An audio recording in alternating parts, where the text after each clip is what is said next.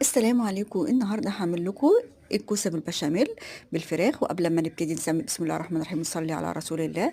انا عندي صدر فرخة متلج، بقطعه وهو متلج عشان يبقى التقطيع بتاعه سهل. بسم الله ما شاء الله، بصوا عامل ازاي بيتقطع بسرعة جدا. وجبت مية وحطيت فيها ملح وفلفل وزيت، وكنت غاسلة الكوسة ومقطعاها وحطيتها في المية. وجبت طاسة حطيت فيها زيت وحطيت توم وبصل ونزلت عليهم بشرايح الفراخ.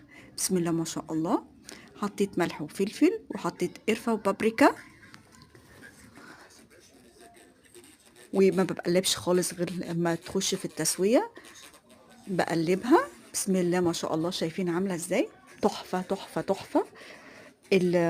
البشاميل انا بضربه في الخلاط عشان يبقى سهل عليكم وما تاخدش وقت. بحط السمنه واحط البشاميل، ابسط طريقه للبنات اللي ما بتعرفش تعمل البشاميل.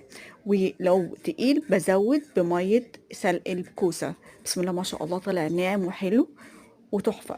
وبحط عليه رشه جوز الطيب والموزاريلا. جبت البايركس حطيت فيه بشاميل، وبدور البشاميل في قلب الصينية عشان ما يلزقش مني اي حاجة. وحطيت نص الكوسة وبقلبها في البشاميل، وبحط عليها الفراخ وبحط عليهم كمان بشاميل، وبنزل بقية الكوسة والبشاميل كله. ما شاء الله على الريحة. وبهز الصينية عشان كله يبقى سوا واحد. وفي الاخر خالص بزود الموزاريلا وادخلها الفرن. ما شاء الله ما شاء الله على الريحة والطعم. لازم تعتمدوها في رمضان. أكلات سهلة سريعة تحفة، طعمها يجنن. لو عجبكم لايك وشير وقلب ودعوة حلوة. ما تنسوش تشتركوا معايا في قناتي عشان يوصل لكم كل جديد.